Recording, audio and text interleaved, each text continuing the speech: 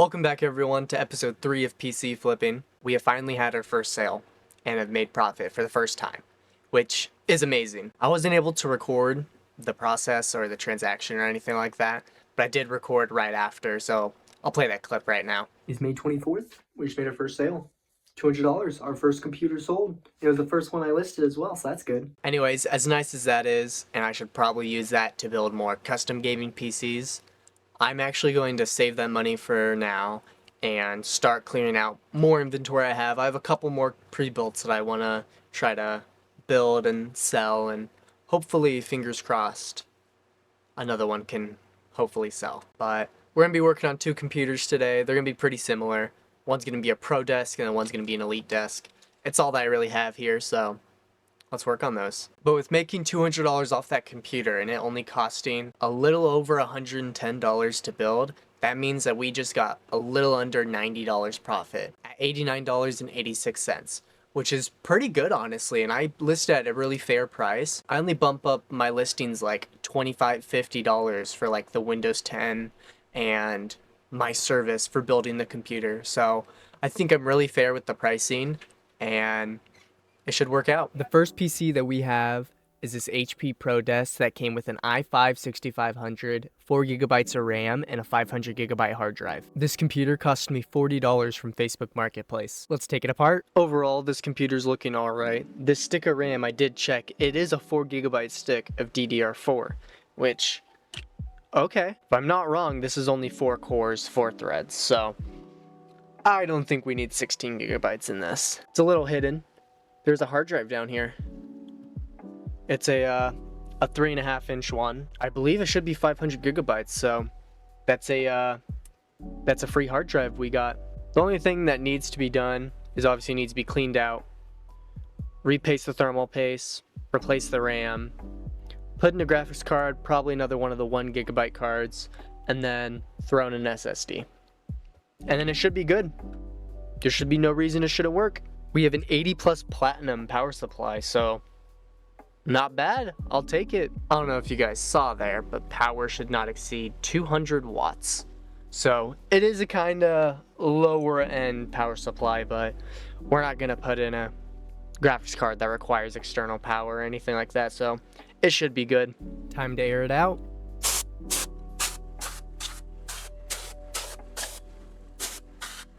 I then made sure to wipe down the entire system to make sure I got all of the surface dust that couldn't come off through the air duster. And now it's time to take off the heatsink and repaste the thermal paste. But before we do that, we have to take off this plastic covering that's protecting the heatsink, along with unplugging this cord that was powering the motherboard. And once that was done, I was able to start unscrewing the heatsink to reveal the CPU underneath. And after we clean off the CPU with some isopropyl alcohol on a Q-tip, we can finally reveal that this CPU is indeed an i5-6500, which means we can reapply the thermal paste and reattach the heatsink. Now that the heatsink is reattached, we can apply the plastic covering along with the wire that was powering the motherboard. I will say that I done goofed and did not try to see if this computer turned on before I started working on it. So I probably should have done that. Well, I'm gonna throw in just a single 8GB stick then. Which slot? It says this is DIMM 1. So it should be in this slot, not that. Let's throw in our SSD. And after just a little bit of wiring, we had our SSD installed. The last thing that we had to install was just our graphics card. I chose the R5-240 just because I felt like it was the best card I had for this system. With only having 4 cores and 4 threads, I did not feel comfortable giving this a 2GB or even a 4GB card. And with everything installed, the only thing left to do is to clean the case. I used this hardware cleaner that I have in my room already, so I just used that, and it works pretty well, honestly. And after plugging in the computer and turning it on, I got this post error, which is actually a good thing because all it's telling me is that the memory amount changed. I was then able to get into the Windows install, and there were no issues. Same with the Windows setup, we were able to install Windows with no issues. And once we're into Windows, we go ahead and start updating it, and after a few updates, it switches us over to 1080p, which is a good sign. And once everything was downloaded in the Windows updates, I made sure to download our graphics driver. And once we restart a couple times, we're actually able to now go onto YouTube and test out how 1080p YouTube works. I would say that it's working pretty well. I mean, we haven't dropped a single frame, so it's definitely watchable. Let's see about 4K. 4K is actually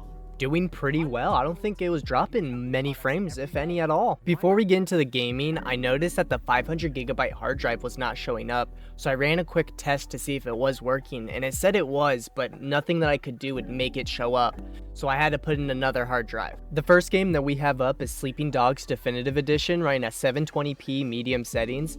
We got an average of 31 FPS with a maximum of 39 and only a minimum of 26, which is really good, and I think this would be a really playable experience for someone first playing this game. The next game that we have up is Minecraft 1.20, running on Simply Optimized, running at 1080p fast settings. We're getting an average of 147 FPS with a minimum of 70 and a maximum of 176. I don't think that I put an FPS cap on this, just because I just wanted to see how well it did. And it did pretty well, honestly, but compared to the regular version of Minecraft 1.20, I was only getting like 10 frames, so this mod is definitely needed. The last game that we're going to be testing is GTA 5, running at 720p normal settings. We're getting an average of 33 FPS with a maximum of 41 and a minimum of 23. I wish the minimum was just a little bit higher, but this is definitely a playable experience, and I would compare this to like the PS3, Xbox 360 versions. So this computer only costed $44.60 to build, which is not bad whatsoever. I am going to list this at $160 because the value of all the items in this computer is $115, and so I'm only going to add, like a $45 build and service fee, which at first I was going to do 25, but more than likely I am probably going to mark down the price a little bit in the future because, you know, stuff's just not been really selling. Computers haven't really been selling on Facebook Marketplace recently. I've been looking at it almost every day, and I've still seen the same computers I've seen like a month or two ago, so I'm hoping it's not just me. Fingers crossed. Yeah, let's start building the second computer. This computer should look pretty familiar because it's pretty much the exact computer that I sold the first PC. I'm pretty sure this one's the one with the i7-6700, but let's find that out. So this EliteDesk actually only costed me $35, which is pretty good, honestly. Like I said, if this does have the i7-6700, I know that alone is worth like $60, or at least at the beginning of May it was worth $60, so that's what my inventory says. We should have no issues. I see all the cords here. It looks pretty similar to the last one. Just need an extra SATA cable and that'll be it. I took out the RAM. As you can see, there is an empty stick. I believe this only came with 8 gigs. So if this is the i7-6700, I will put 16 gigs in here. And I'm gonna try to put a 2GB graphics card. Pretty much make this the original EliteDesk that I had with the, I believe it's the GT730, which I know it's a horrible card, but if I can get it to work, I mean, that's a 2GB. It's my most powerful low profile as of right now, so I will take that. Anyways, let's start looking at her. Let's start getting her cleaned up and everything.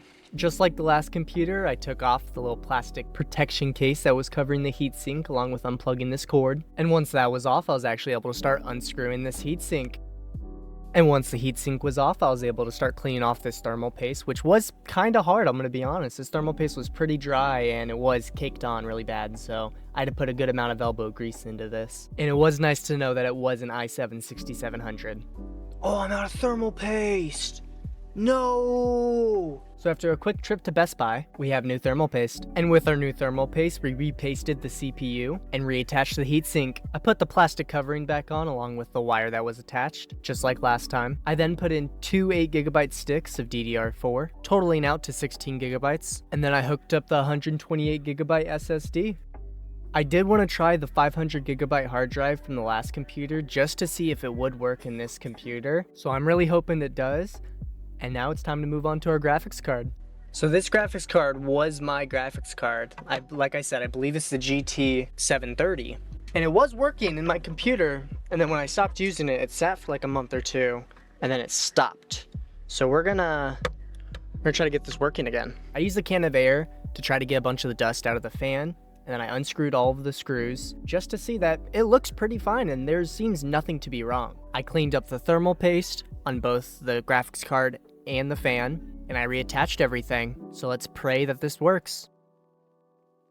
All that was left to do was insert the graphics card into the PCIe slot, and we should be good to start this computer. Luckily, the computer started up with no problem with the same error as last time. Besides my screen looking like the Incredible Hulk, there were no issues in the setup or downloading Windows 10. And once we were into Windows, we started updating everything, and once everything was updated, I promise this will go away. And look at that, we have a normal computer again. I started downloading the drivers for the GT730, and once they were downloaded, we're able to test out YouTube. 1080p ran perfectly fine without dropping a single frame, but at 4K it did drop a couple frames. And surprise, surprise, the hard drive did not work, so I had to install another 2.5-inch 500GB hard drive, which was not too bad. I just put it next to the SSD. But now that this is figured out, let's play some games. We are going to be playing the same round of games that we did on the last computer just to compare the two. So we're playing Sleeping Dogs Definitive Edition running at 720p medium settings. We got an average of 35 FPS with a maximum of 42 and a minimum of 30. This was a very playable experience, and if I was actually in the game playing it, I would not have any issues whatsoever. The next game that we have up is Minecraft 1.20, simply optimized, running at 1080p fast settings. We got an average of 202 FPS with a maximum of 231 and a minimum of 145. This was an amazing experience, and this is how I used to play Minecraft, honestly. This was very nice, and I really enjoyed it. And the last game that we have is, you guessed it, GTA 5, running at 720p normal settings. I did bump up the textures to high, so this should look better than the last gameplay, and we were getting an average of 40 FPS with a max of 55 and a minimum of only 31. This was very playable, and I mean, I would play GTA 5 like this. Overall, I think these computers did alright. The EliteDesk is basically my last computer, or my first desktop ever, basically. I'm glad I got the graphics card working. It wasn't working last time, which is why I had to use the 4GB card in the first episode. I'm glad we got it working. So this one has a 2GB card. I'll probably sell this one as the entry-level PC because, I mean, it technically is. I know the GT730 is not that good, and I know that many people hate that card along with the GT710, but it's what I have, and I'm just trying to clear out a little bit more inventory before I start working on custom PCs. I'm really excited to start working on those, but I'm just trying to clear out a little bit more inventory before I start doing that, just so I can get more funds to actually build decent ones. But anyways, that's all I have for you guys today. If you guys like this video, hit the like button down below, subscribe if you're new. I'll see you guys next week.